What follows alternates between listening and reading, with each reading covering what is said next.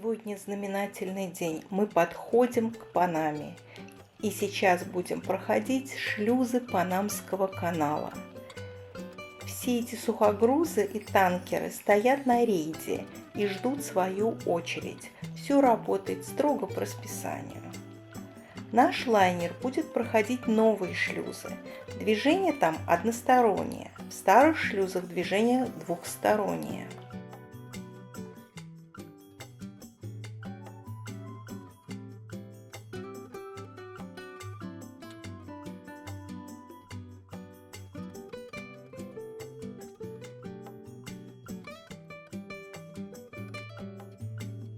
Проход судов через канал осуществляется лоцманской службой Панамского канала. Это их катер. С него сейчас лоцман зайдет на борт нашего судна. You'll see a big box-looking thing. Well, that's one of those million-dollar container ships. I hope you get close enough to take a look at this guy, because these are the guys that pay $1 million to go through. So we'll be catching up with that ship. Hope you can see it better when we get closer. Весь проход по каналу можно посмотреть по телевизору. Вот сейчас капитан объяснил, что там сейчас плохо видно, там есть судно, которое платит, это сухогруз, платит за проход $1 миллион. Представляю, что он там везет.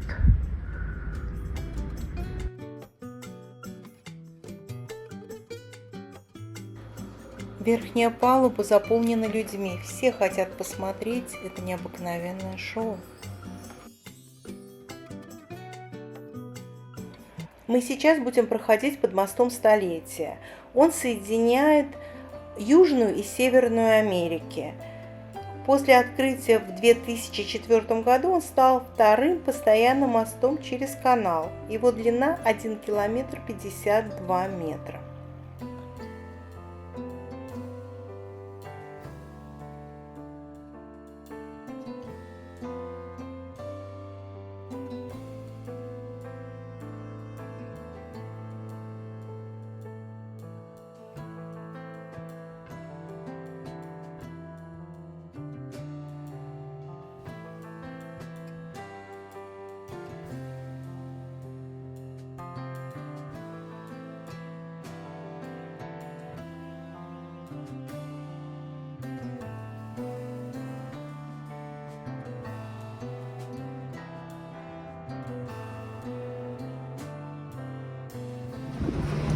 Идем на другую сторону, чтобы увидеть старые шлюзы. Отсюда видны старые исторические шлюзы, построенные в 1914 году. Их размеры 305 метров в длину и 33,5 метра в ширину. По этим шлюзам проходят суда класса Panamax. Ширина нашего лайнера 36 метров. Он относится к классу новый Panamax, поэтому будет проходить через новые шлюзы. Сейчас я прошла на корму корабля, чтобы снять соединяющий два континента мост.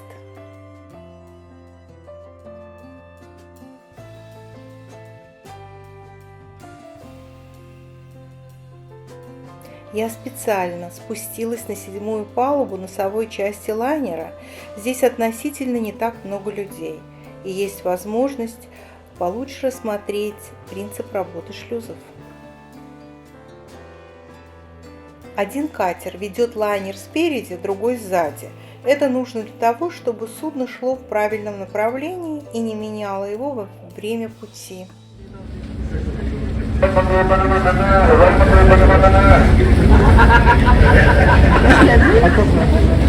Qu'est-ce qu'elle dit?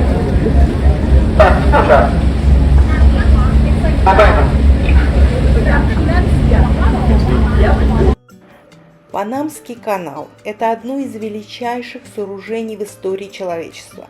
Он входит в список инженерных чудес света. Канал создал более короткий экономичный путь между Атлантическим и Тихим океанами, рассекая Центральную Америку для упрощения транспортировки грузов. На Земле нет ничего подобного.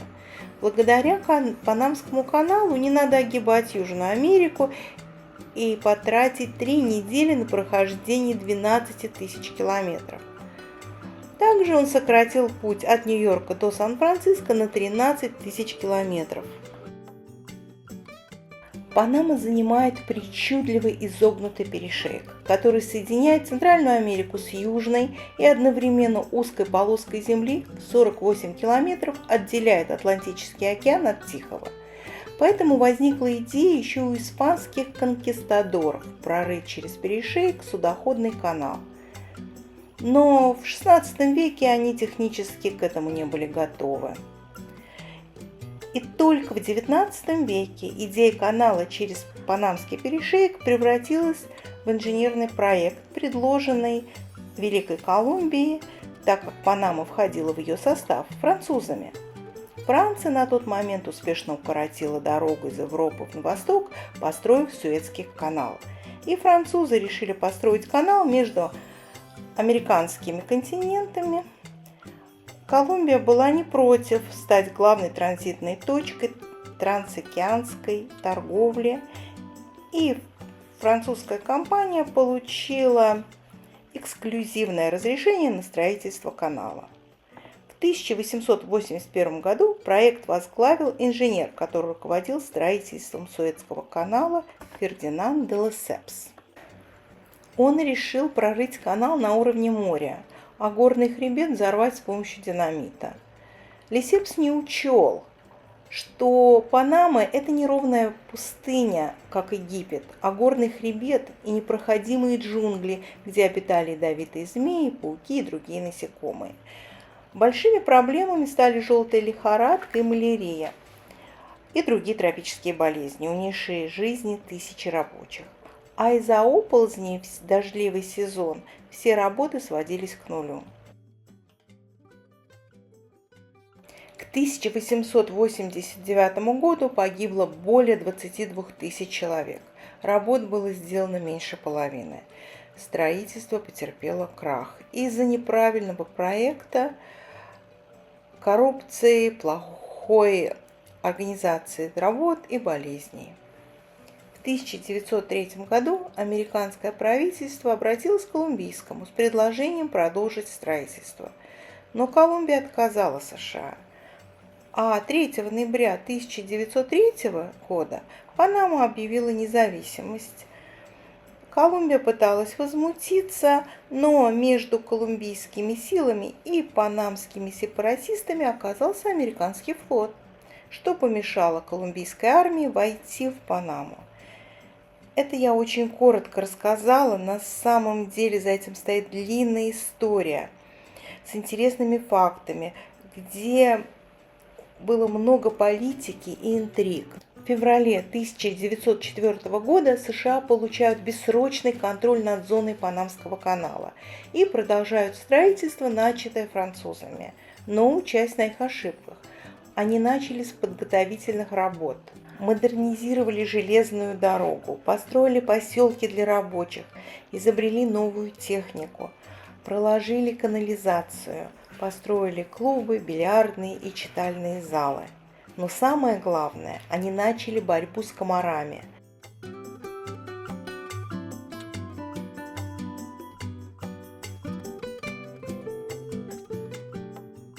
Американцы решили строить шлюзовой канал.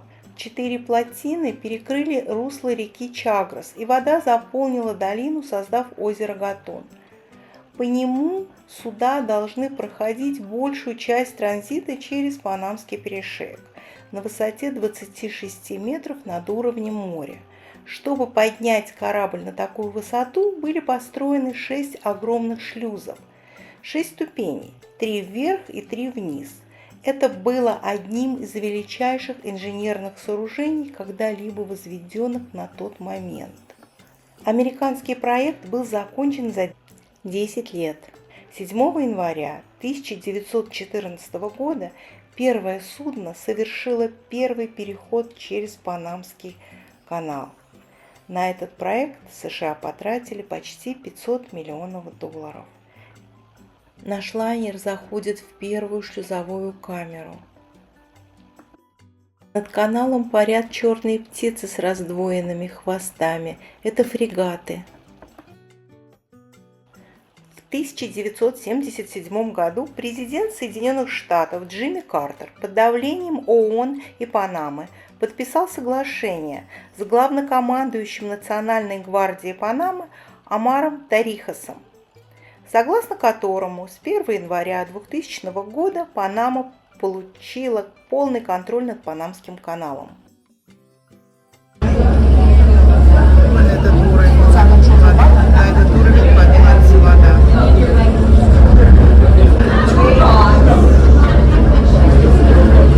Они специально используют только пресную воду, чтобы не вот эти все механизмы, стены не были разрушены соленой водой. Поэтому вода здесь должна быть только пресная.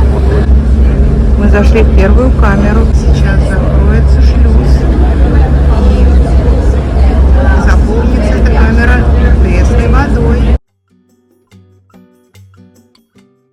Ворота за нами закрылись и возьмет 10 минут, чтобы эту камеру заполнить водой. Первая камера, а впереди еще две, и потом мы уже попадаем на озеро Гатун. Это озеро, конечно же, с пресной водой, и у нас нет полного прохождения с Атлантического океана в Тихий. В наш круиз это не входит. У нас экскурсия, мы сядем на лодки специальные и уже пойдем на экскурсию. Пассажиры, которые не купили экскурсию, остаются на корабле, и они уже назад по этой же линии, это одностороннее движение, также проходят 3 шлюза и уже возвращаются в город Колон.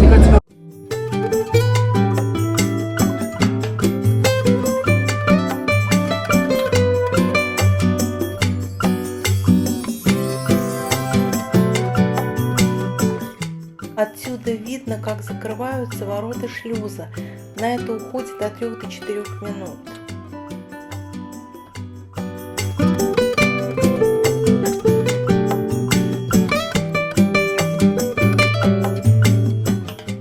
Как только ворота закрылись, сразу начинает подниматься вода, и вместе с ней лайнер.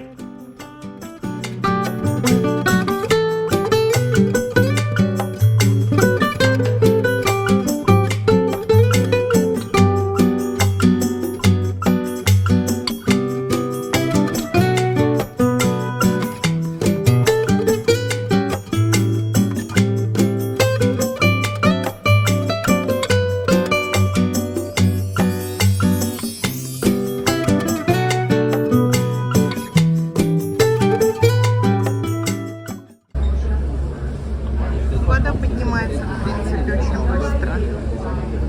Все, мы почти поднялись, и отсюда сразу видна уже вторая камера. Честно, сейчас эти ворота откроются, и мы пройдем вторую камеру. И так 3 раза.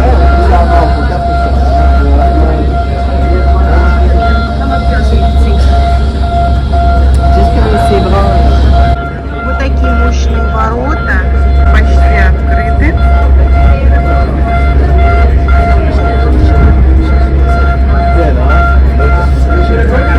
Конечно, махина работает удивительно.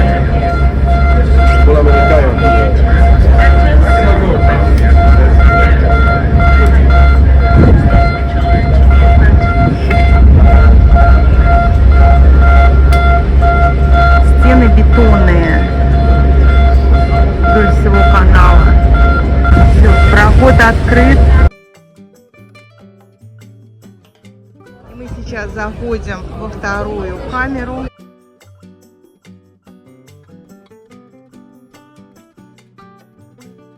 Мы зашли. Зашли уже во вторую камеру. Сейчас закроются ворота. Процесс будет повторяться.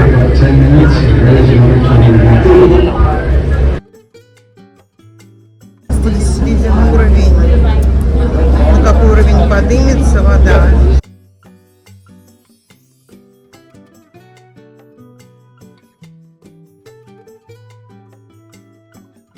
Я специально подошла сюда, чтобы показать, какой небольшой зазор между бортом судна и бетонной стеной канала. Это каким нужно обладать профессионализмом, чтобы провести такой огромный лайнер через канал.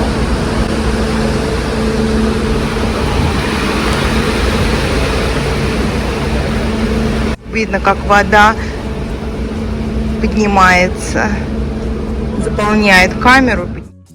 Сейчас с балкона снимаю. Вот впереди последняя камера. Видите, и уже видно озеро Катун. И вот мы находимся во второй камере.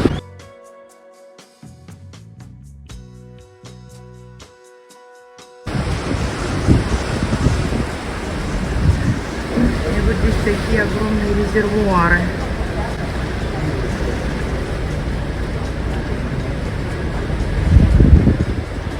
Мы сейчас находимся в третьей камере. И вот уже видно озеро Катун. Огромное озеро, искусственное озеро. Его специально создали для канала.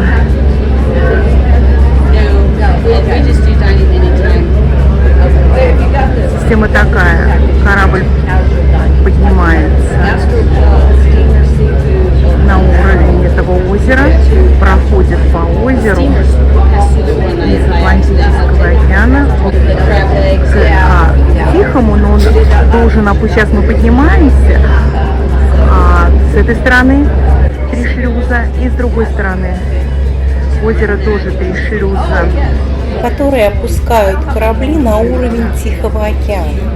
Протяженность канала 81 километр 600 метров. Уровень воды в камере уже почти сравнялся с уровнем воды в озере.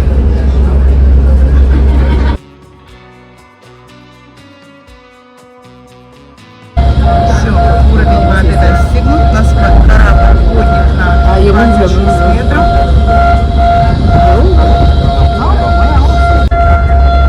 Ворота открываются. Здесь видно, что они двойные.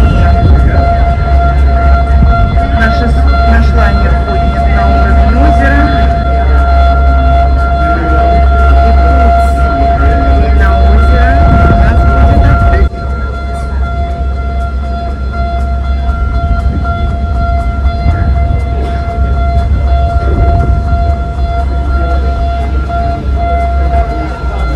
Путь к озеру почти открыт.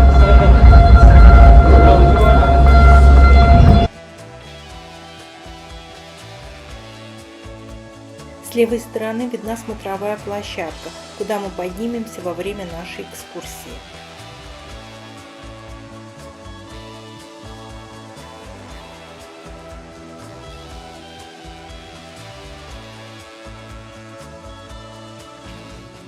Вот мы уже на озере Гатун. Здесь в очереди стоят 14 сухогрузов.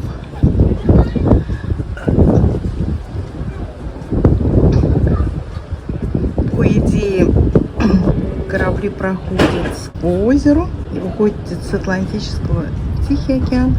Но у нас частичный круиз, поэтому 1,5 часа или 2 часа корабль сделает круг и вернется опять, возвратится по тем же шлюзам, как и поднимался сюда.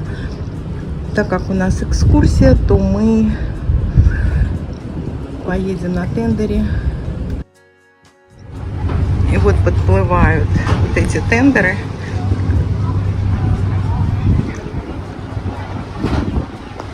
И мы тоже вот так же будем выходить с корабля. Отплываем от нашего лайнера по озеру Гатун. Не очень чистое окно, наверное, плохо видно. Корабль останется, развернется и будет спускаться назад по шлюзам. Мы уже зайдем на него в городе Колон в конце нашей экскурсии. Мы сейчас находимся на высоте 26 метров над уровнем моря. Проезжаем озеро Гатун. Потребовалось 2,5 года, чтобы создать это озеро. Оно является одним из самых больших искусственных озер в мире. Его длина 23 километра. В Панаме два времени года: засушливый сезон с января по апрель и дождливый в остальное время года. Во время сезона дождей они идут практически каждый день, и за счет этого озеро заполняется пресной водой. Мы находимся в центре, переводится как чистая прозрачная вода. Сейчас мы видим смотровую площадку. Если нам повезет, то мы можем увидеть проходящий корабль. Может быть, какой-то большой сухогруз. Там дальше стоит наш лайнер. Сейчас. Эмирал. Вот он, наш корабль. Мы поднялись на смотровую площадку, и отсюда хорошо виден весь процесс прохода контейнеровоза через шлюзовые камеры. Новые шлюзы были построены в 2016 году. Они оснащены раздвижными воротами, удвоенными для безопасности, имеют длину 427 и ширину 55 метров. Это позволяет пропускать суда класса «Новый Панамакс» шириной до 49 метров, общей длиной до 366 метров. Под камерами расположены тоннели, которые их соединяют, и с помощью силы гравитации уровень воды опускается до уровня воды в следующей камере. И 225 миллионов литров воды перетекает из одного шлюза в другой. Сейчас хорошо видно, как уровень воды опустился. На прохождение одной камеры уходит от 10 до 12 минут. Этот сухогруз перевозит 12 тысяч контейнеров. Панамский канал работает круглосуточно. В декабре 2010 года он впервые за 95 лет был закрыт из-за непогоды и повышения уровня воды в результате непрекращающихся ливней. На контейнеровозе развивается флаг Панамы. Это требование государства, чтобы все суда проходили канал под государственным флагом, так как это территория Панамы. Возле белого здания видны резервуары с пресной водой. Они служат для повторного использования воды. Вдали видно, как танкер проходит старые исторические шлюзы.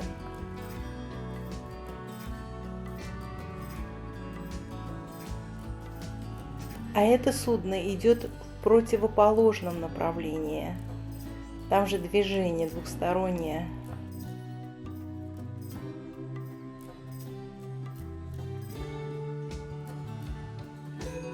Здесь хорошо виден уровень воды в следующей камере. За 4 минуты он уже сравнялся. Наш лайнер уже развернулся и будет проходить шлюзы в обратном порядке. А мы на автобусе поедем в столицу Панамы, город Панама-Сити и к Тихоокеанскому побережью.